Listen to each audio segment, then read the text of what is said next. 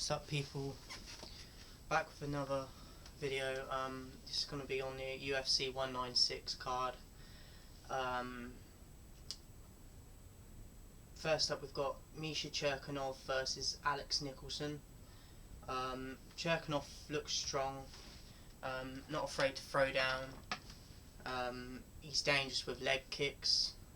Alex Nicholson has a good chin, but I feel Cherkanov is more the superior fighter.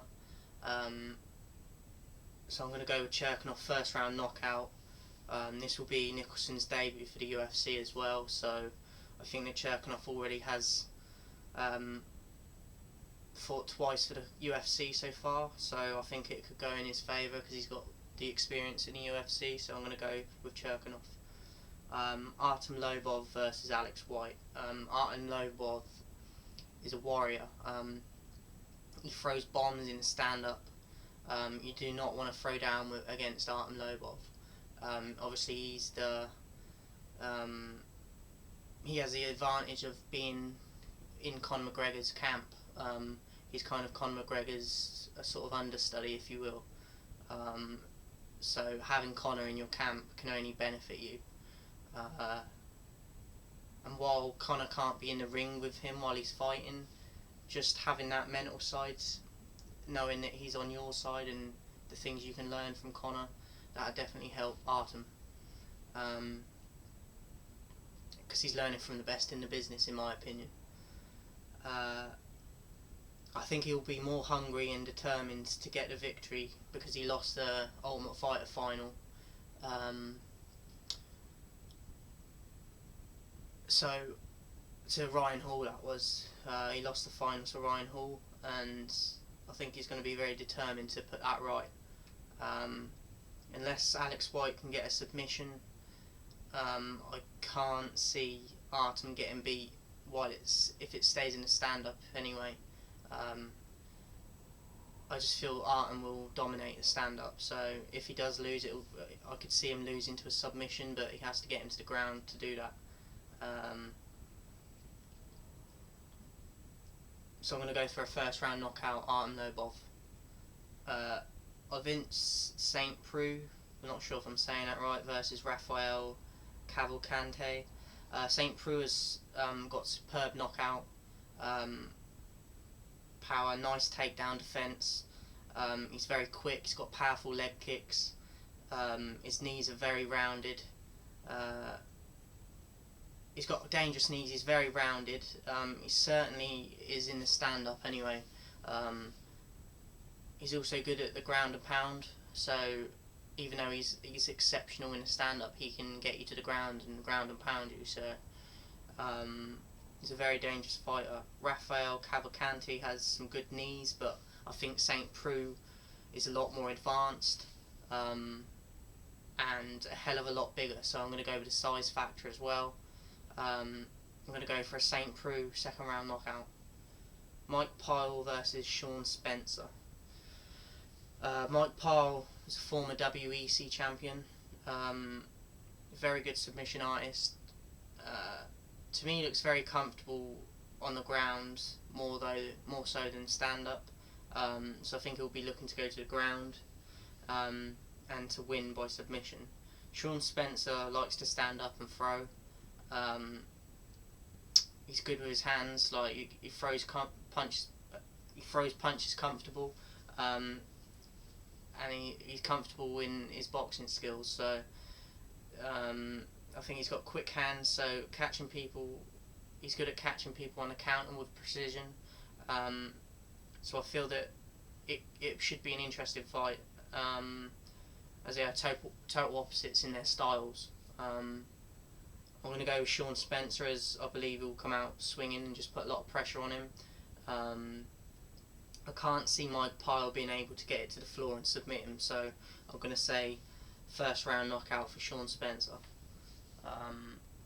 Next up, we've got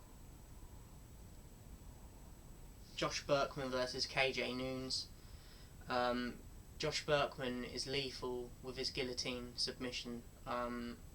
I watched a short fight against John Fitch he fought, and he caught him on the counter, got him in a guillotine, and that was it. gives the night lights out and put Fitch to sleep.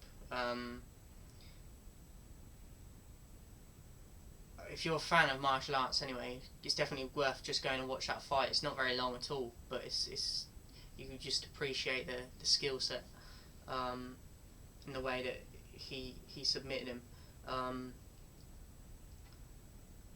Berkman is known for his stamina, so the longer the fight goes on, the more it will favour him. I feel Berkman picks his shots well, usually on the counter, but he is very skilled at catching people in the counter, so I feel that he combines it good with speed and power as well, which is just a dangerous combination. The last thing about Berkman is his explosiveness. He puts combinations together quick. He's won a fight by knockout via his knee. So this guy is very well rounded and very dangerous. KJ Noons is very ferocious with his style. He's kind of robotic. He's not, but I think he's faster than he appears to be. He's deceptively fast, but his style makes him look quite sort of wild and not very polished, but he kind of pounces on you, so it's very deceptive, and I wouldn't want to be on the end of any of his punches, let's put it that way. He's got great knockout power, and I believe that this could turn out to be a hell of a fight. I hope it does, even though I feel Noons is ferocious and has a unique style.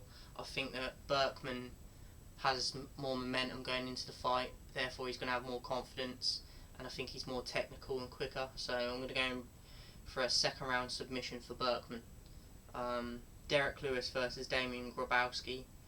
Derek Lewis is a straight out brawler. He isn't afraid to stand up and throw.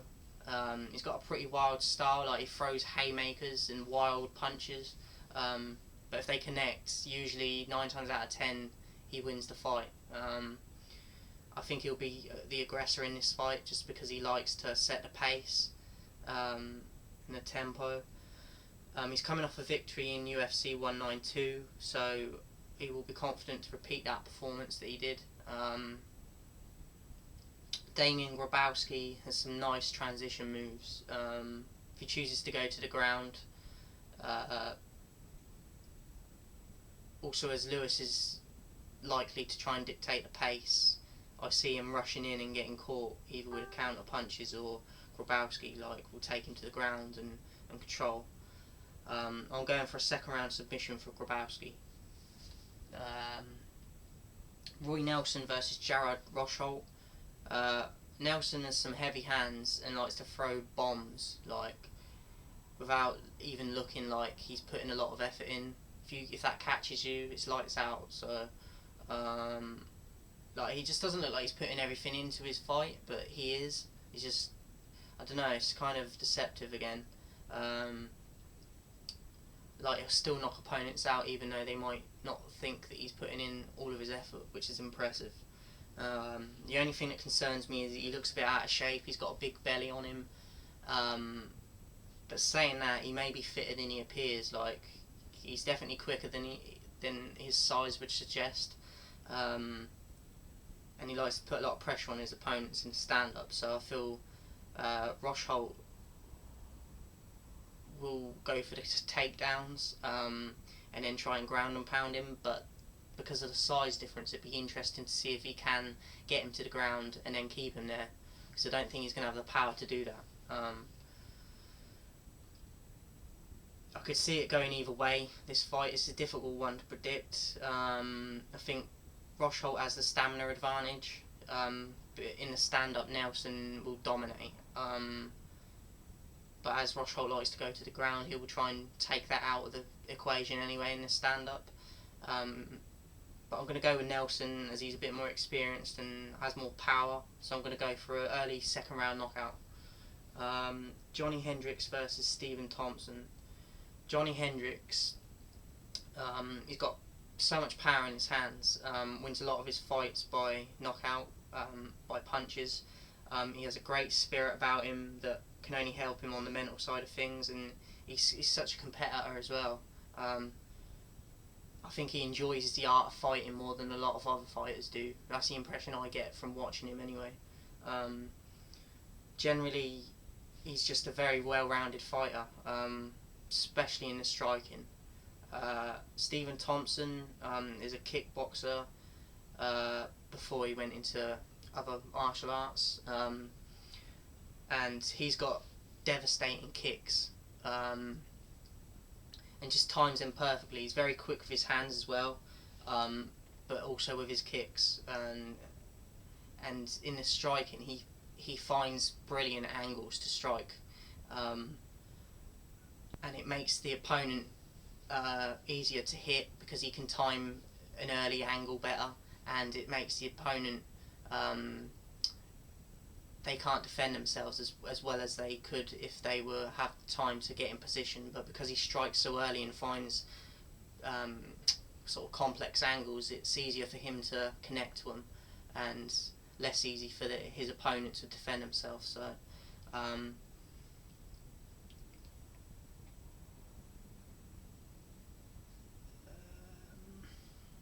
I think he's got great head movement as well, Stephen Thompson. He's very quick anyway, and the fact that he's got good head movement makes him a hard target to properly connect with. So for counter punches especially, like he'll get a punch in and then shoot back, and most time they will miss. I think this could be a hell of a fight. I'm going to go for an upset in this and go for Stephen Thompson. I do think he'll be the underdog, but I'm very impressed with what I've seen of him. I'm going to go a head kick in the first round, knockout. And finally, we've got the main event: Fabricio Verdum versus Cain Velasquez rematch. Fabricio Verdum goes into this fight with a hell of a lot more pressure after the first fight. In the first fight, he defeated Velasquez convincingly. I believe it was 182. I might be wrong on the dates there for what card that was, but he defeated Velasquez once already to take the title off of Velasquez. As I said, the first fight he beat him convincingly, and it was a shock to a lot of people, I think. And also at the time, Verdum was the interim champion as well. So I feel that a big part of this fight was down to Velasquez not fighting to his best abilities. To me, he looked like he became a boxing bag for Verdum in the first match, which was unusual to see from Velasquez. As I said, it was just like a boxing bag, not enough movement, and Verdum was just tagging him all over the place, especially in the head, and his face become a bloody mess. And it was just, I think it was down to exhaustion, a big part of it as well, how Verdum won the fight in the end. He got him to the ground, got him in a guillotine, and he got him to tap. I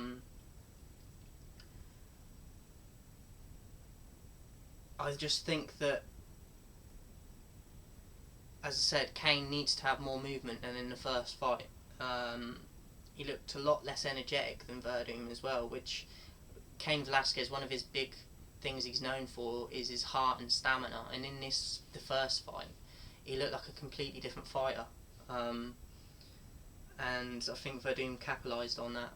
He just had more energy, he was quicker, and he was just more brutal and more... he just capitalised on it, and he won the fight, and in convincing fashion. Like, it shocked a lot of people, I think, but he definitely deserved it.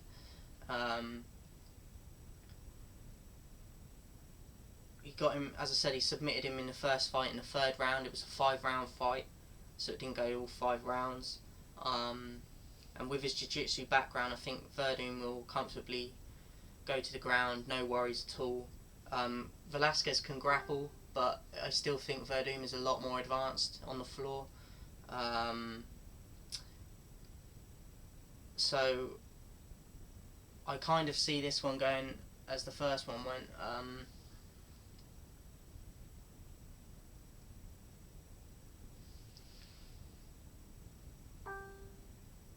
I just think Verdum is very quick as well for someone in the heavyweight category. Like, he's deceivingly quick for a heavyweight, like non-stop anyway.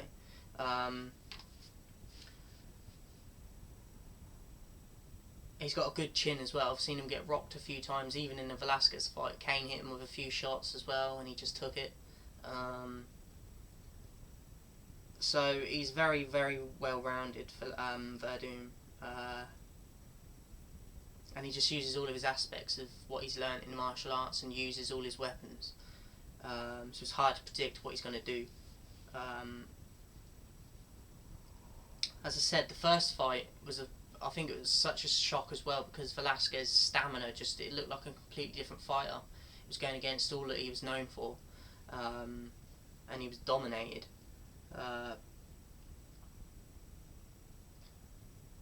I'm not sure what Kane's game plan is going to be in this. I think he might want to keep it in the stand-up, but in the first fight, Verdum was happily dominating the stand-up as well.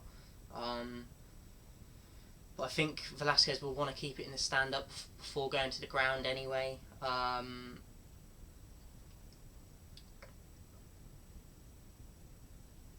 As I said, Kane can grapple, but I just think Verdum has more skills. And Kane has more skills in the stand-up, but it's whether he can get that energy in the stand-up to overpower Verdum. But he definitely needs to have a lot more movement and energy, Velasquez, in this to stand a chance. The first fight should have given him a lot to learn from, and now he knows what to go in and expect. I think he'll be very determined to put on a much better performance and get the belt back. There's no question that Velasquez has got heart, but he needs to have a lot more heart in this fight than the first one. It will only get you so far having heart. You have to have other abilities. I see this fight as the same outcome as the first one, to be honest. I think Verdum will defend the title. I just think he's hungrier and he's just hungrier and has more weapons in his armour than Kane does. An interesting fact as well, Verdum's 38 and Velasquez is 33. Now, from the first fight, I would have said it was the other way round. Because he just looked like the hungrier fighter, Verdum, the hungrier, younger, determined fighter, but he's actually older than Velasquez is. So I think that says a lot, and it gives Velasquez a lot to be concerned about and to think about.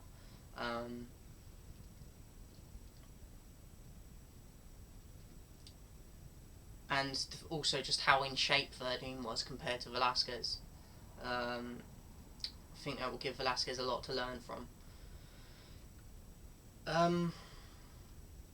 So yeah, Velasquez needs to focus on how bad the first one went to fuel his level of performance to put it that much higher. But I'm going to go for a second round knockout to Verdum. First fight he got a submission. I'm going to him to stop him in one less round in this, because he knows Kane better now as well. Kane should be coming back stronger than the first fight, but Verdum also. So second round knockout Verdum. There's a fight night on Sunday.